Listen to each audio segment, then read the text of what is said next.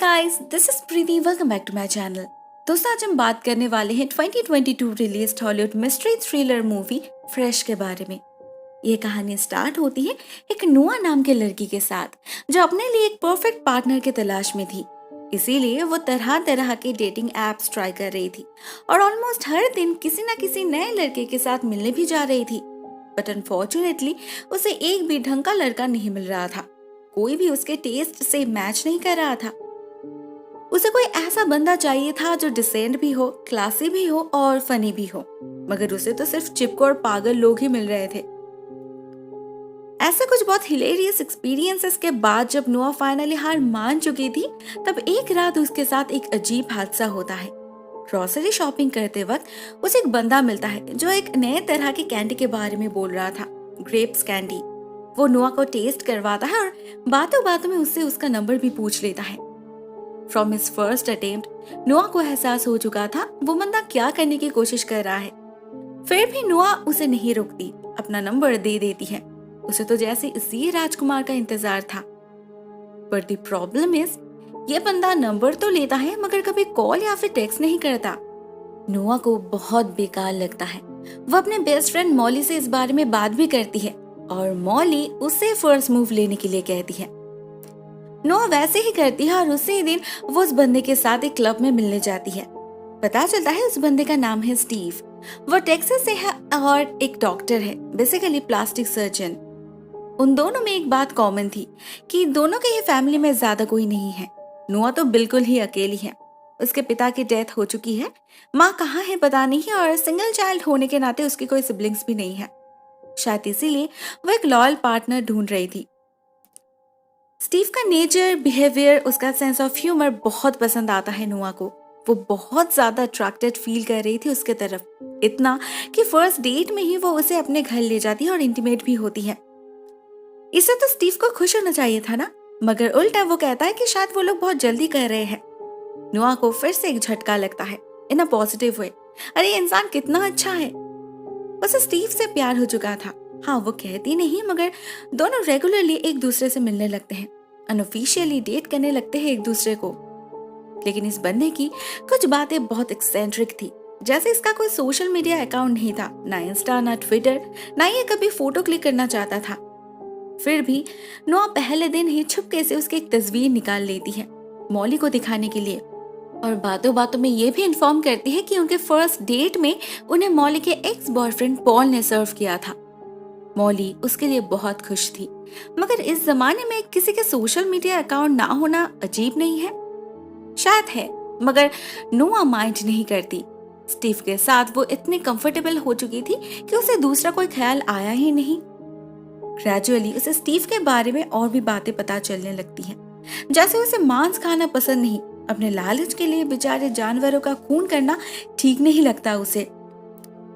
उसी दिन वो नोआ को एक प्रपोजल देता है, क्यों ना वो लोग कहीं घूमने जाए, बट डेस्टिनेशन वो सिलेक्ट करेगा and it will be a surprise for नोआ। नोआ राजी तो हो जाती है, मगर कहीं ना कहीं उसे थोड़ा सा टेंशन भी हो रहा था, पता नहीं कहाँ ले जाएगा वो।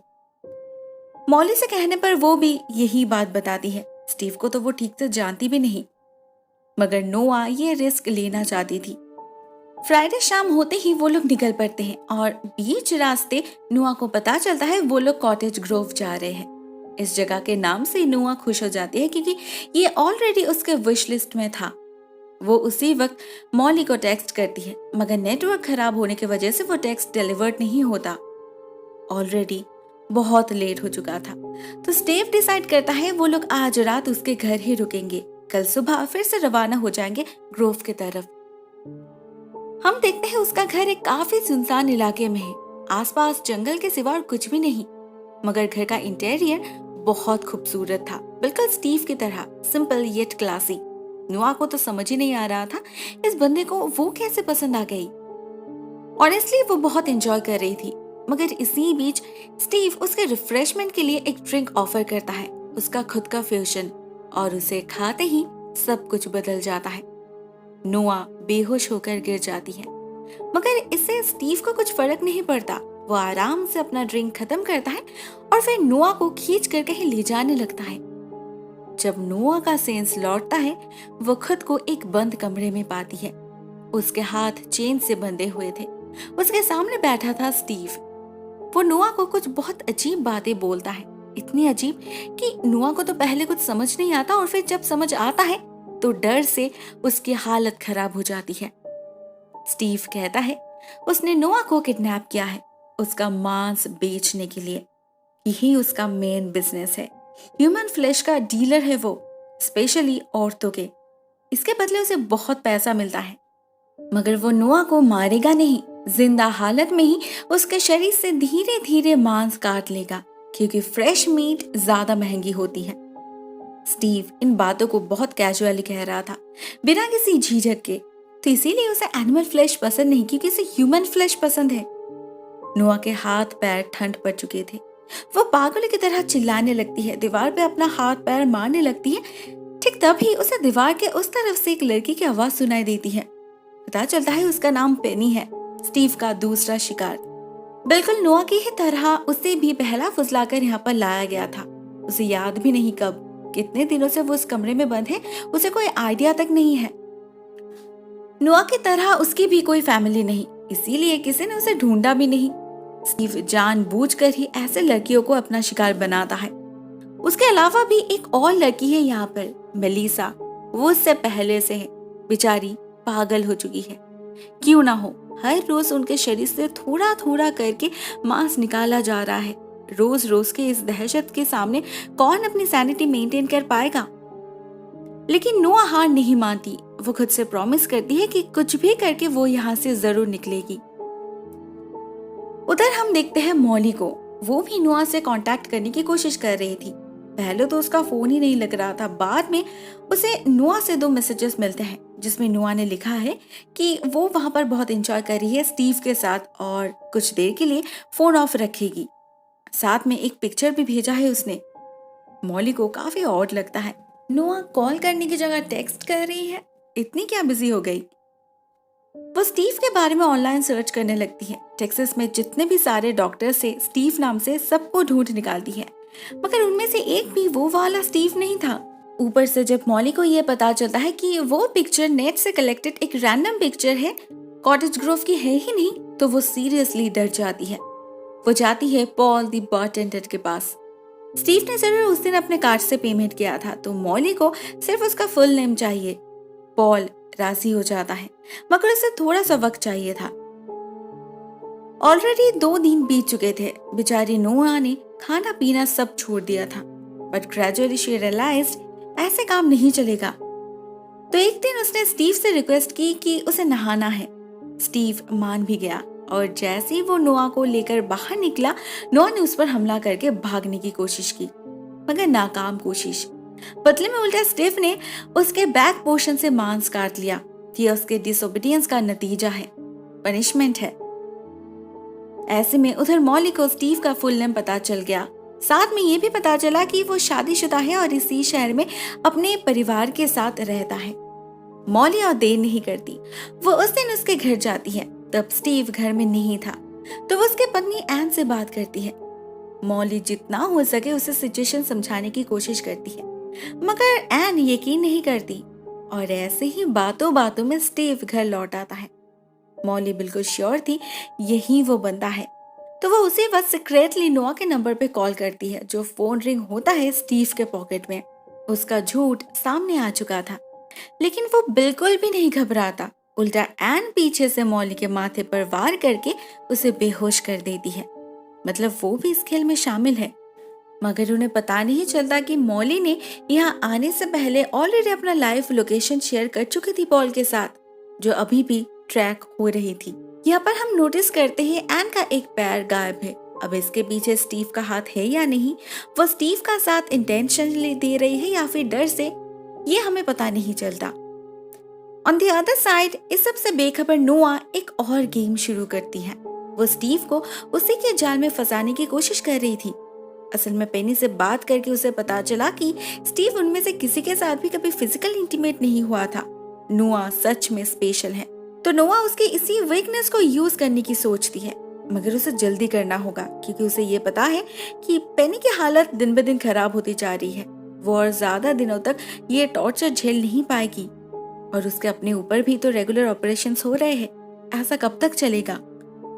तो एक दिन वो स्टीव से पूछती है कैसा लगता है इंसानी मांस खाने में। ऐसा सवाल स्टीव ने एक्सपेक्ट नहीं किया था, वो भी नोआ से।